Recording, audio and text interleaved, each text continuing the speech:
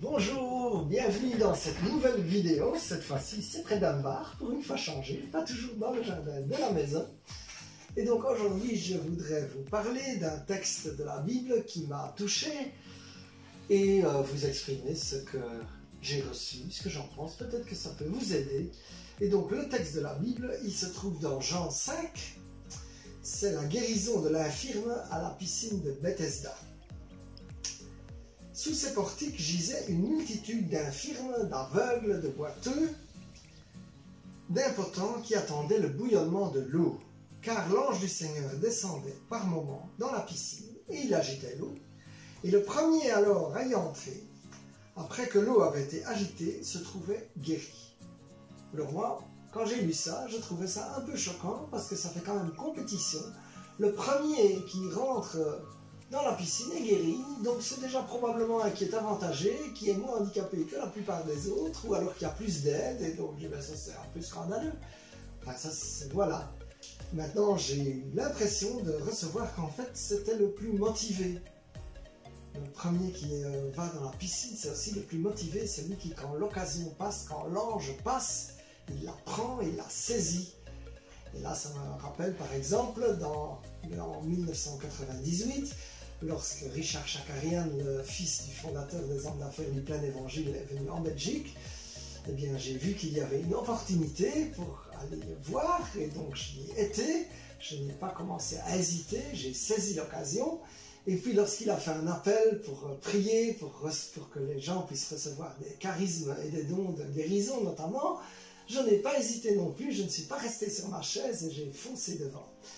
Et c'est celui qui fonce devant qui obtient, exactement comme dans l'histoire là, le plus motivé, celui qui arrive le premier, eh bien il obtient. Alors si on continue la lecture du texte, il y avait là un homme qui était infirme depuis 38 ans. 38 ans, ça fait beaucoup.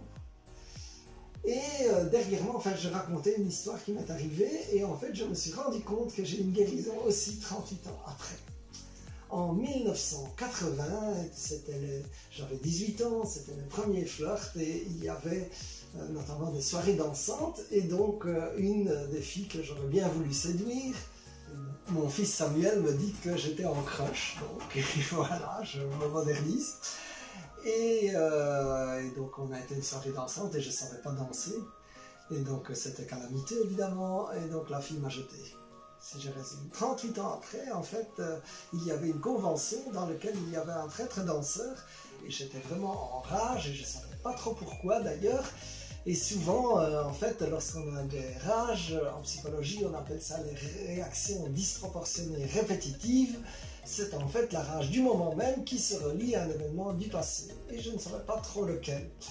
Alors j'ai demandé la prière à des frères et sœurs, et dans la prière est revenu cet épisode avec mon premier flirt mal passé, mais revenu en mémoire. Et alors avec les équipiers de prière, ils ont prié, j'ai pardonné, je l'ai laissé partir librement, elle ne me doit plus rien.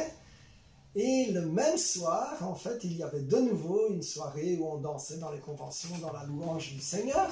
Et donc j'ai décidé d'aller devant. Il fallait un peu décider, hein, mais c'est comme quand on est tombé de vélo, il faut remonter dessus, parce que lui là, si je ne fais rien, ça ne va pas le faire. Donc je suis allé devant, j'ai dansé, fait n'importe quoi. J'étais complètement indépendant du regard des autres, ce qui n'est pas trop dans mes habitudes. Et en plus, une autre belle femme est venue vers moi me dire « J'aime comment vous dansez ».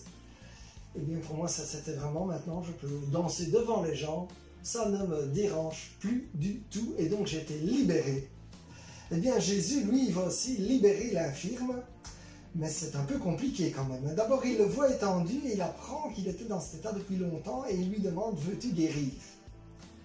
Et donc Jésus, c'est intéressant quand même parce qu'il va au renseignement sur nous, il va au renseignement de quels sont nos besoins, et puis il nous demande « Veux-tu guérir ?» La réponse de l'infirme, qui n'est pas toujours la même dans la Bible, mais cette fois-ci l'infirme répond « Seigneur, je n'ai personne pour me jeter dans la piscine, le temps que j'y aille, un autre descend. » C'est vraiment la victime qui ne fait rien en fait, qui ne demande même pas « oui, je veux guérir », mais qui dit « ouais, j'en peux plus, ça fait des années que c'est comme ça ». En fait, il n'a plus vraiment d'espoir. Eh bien, même si, mon frère ou ma soeur, vous êtes dans cette situation, Jésus lui dit, lève-toi, prends ton grabat et marche. Eh bien, Jésus, il veut te relever, même si tu es dans une situation où tu n'as plus d'espoir parce que ça dure depuis si longtemps et que tu vois que les autres obtiennent, que les autres avancent et que toi tu restes là. Mais il y a quand même un pas que tu dois faire parce que dans le verset 9, l'homme fut guéri, il prit son grabat et il marcha.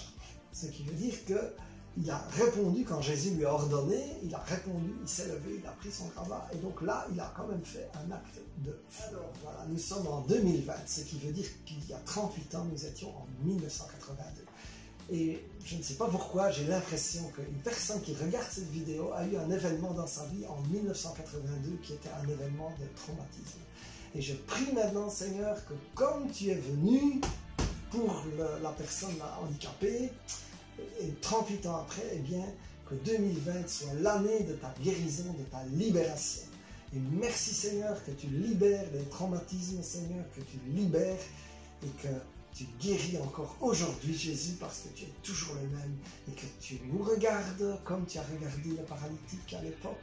Tu nous regardes et tu veux nous aider et tu nous demandes, veux-tu être guéri et tu veux que nous soyons guéris et tu fais le nécessaire. Alors mon frère, ma soeur, sois béni. Je te remercie de m'avoir écouté, de m'avoir regardé et je te dis à très bientôt dans une nouvelle vidéo.